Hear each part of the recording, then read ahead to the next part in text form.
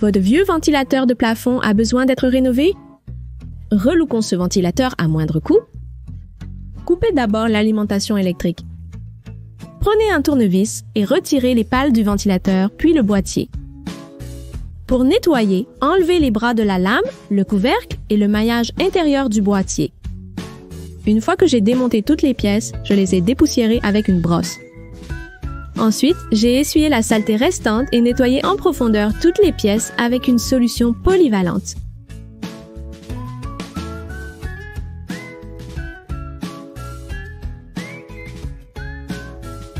Avant de peindre, j'ai masqué les zones que je ne voulais pas peindre. J'ai utilisé le primaire de finition mat blanc Rust-Oleum avec de la peinture pour refaire toutes les pièces. Pour de meilleurs résultats, appliquez plusieurs couches de peinture fine et uniforme.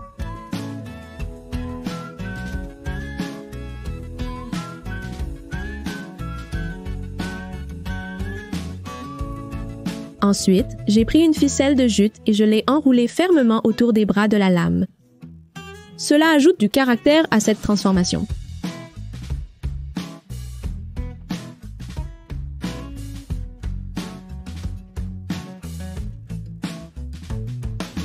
Ensuite, j'ai obtenu ce papier contact avec un motif de grains de bois dessus. J'ai déroulé la feuille et l'ai coupée à la taille approximative de la lame.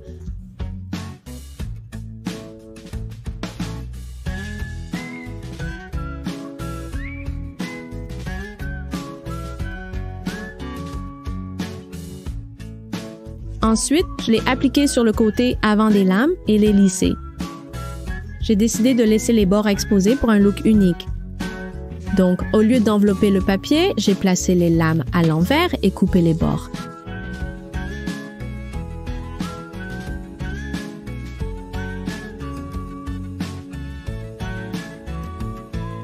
Ensuite, j'ai pris un large ruban de jute pour assortir à la teinte du grain de bois, appliqué de la colle chaude et l'ai enroulé autour des côtés du boîtier.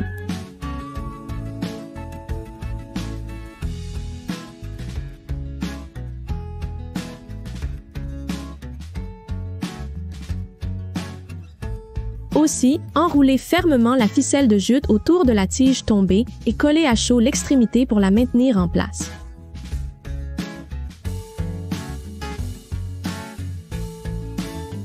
Un ventilateur de plafond transformé avec élégance. J'espère que cela vous a inspiré à reconsidérer vos ventilateurs de plafond. Merci d'avoir regardé, à la prochaine! Je suis Royce Handbell de Roycicle Treasures et vous regardez Home Talk. Alors, j'ai trouvé ces pales de ventilateur dans une friperie, vous savez, et j'ai pensé qu'elles seraient vraiment mignonnes en tant que porte-manteau. Vous vous dites sûrement, des porte-manteaux, Royce? Sérieusement? Vraiment.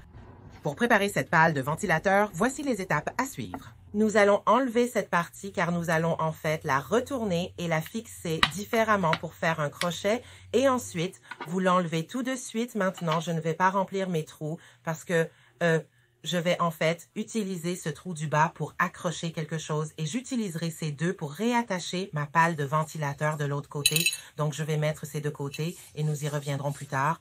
Donc, pour commencer, vous les gars, j'ai pris le temps de bien les laver et d'enlever toute saleté ou débris de la pale. Je prends aussi un bloc de ponçage. C'est un bloc de ponçage de 320 grains et je vais le poncer dans un sens puis je vais le poncer dans le sens opposé. Mon objectif en ponçant n'est pas d'enlever cette finition, mais c'est d'éliminer toutes les parties brillantes ou lisses de la surface. Et maintenant que j'ai poncé, je vais prendre simplement une serviette en papier ou une lingette humide et je vais essuyer toute la poussière issue du ponçage. Et si je regarde ma lame et que je vois des zones qui sont encore brillantes, je vais m'assurer de vraiment éliminer cette brillance. Je vais faire la même chose avec ce morceau. Et ce que fait le ponçage, c'est simplement donner de la texture à la surface pour que la peinture puisse adhérer facilement à la surface.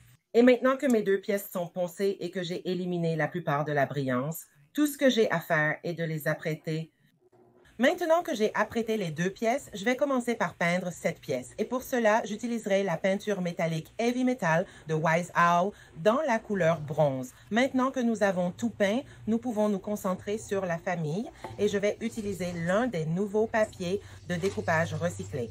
Celui-ci s'appelle le Floral délabré de Grundy. J'adore ce papier parce qu'il a une topographie, il y a du script dessus et vous avez un peu de grunge ici et ces jolies fleurs. Et la grande chose à propos de ce papier et de ce projet, c'est que je pourrais utiliser cette seule feuille de papier sur les 3 lames. Je vais simplement utiliser mon doigt pour marquer cette lame afin de savoir exactement où je dois couper. Il me reste assez de papier pour couvrir mes autres lames. Aujourd'hui, je vais utiliser l'émail d'une heure de Wise Owl avec une finition mate pour le découpage. J'adore l'émail d'une heure car il est presque complètement durci en seulement 4 heures. Je vais donc commencer par appliquer mon émail d'une heure sur ma surface et je m'assure de couvrir complètement la surface de ma lame avant de poser mon papier. Je regarde toujours du côté pour m'assurer qu'il n'y a pas de zones sèches ou qui n'ont pas assez de produit. Maintenant, vous avez l'habitude de me voir utiliser du film plastique, mais aujourd'hui, j'utiliserai une spatule recouverte de feutre pour lisser mon découpage. Vous pouvez trouver ces articles sur Amazon, ils sont vraiment abordables. Je pense qu'ils coûtent environ 2 $ pièce. Et nous allons continuer à découper le reste de notre lame. Maintenant que ma pale de ventilateur est complètement sèche, je peux la tailler. Je vais simplement prendre un bloc de ponçage de 220 grains et le passer en bas et autour.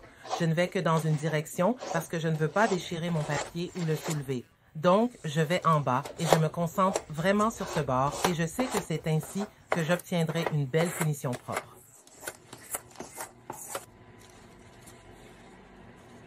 J'ai de la peinture sur mes bords que je vais enlever avec mon bloc de ponçage.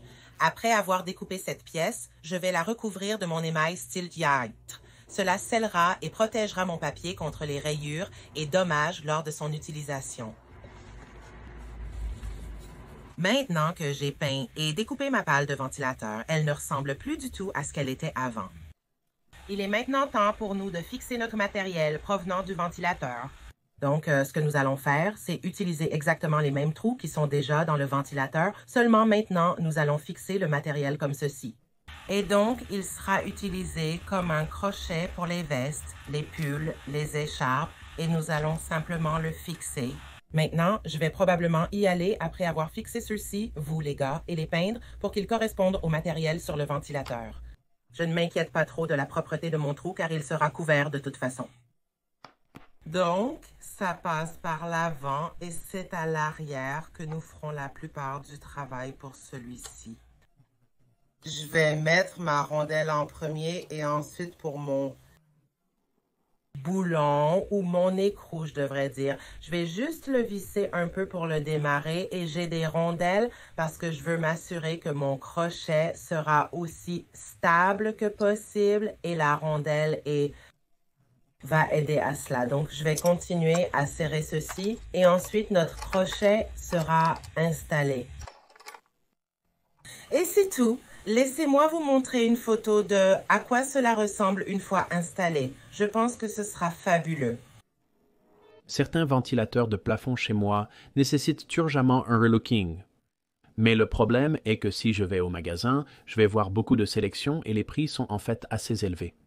Donc, je pense que ce que nous pouvons faire est de les refaire. Commencer par enlever les pales du ventilateur, c'est très facile avec les vis. Généralement, il n'y a que 2 vis qui tiennent chaque pale de ventilateur. En utilisant un tournevis Phillips, vous pouvez les descendre. Je vais prendre ce premier ventilateur dans mon bureau et les enlever tous et les descendre. Ensuite, je dois les nettoyer. Parfois, ces pales de ventilateur de plafond peuvent devenir assez sales.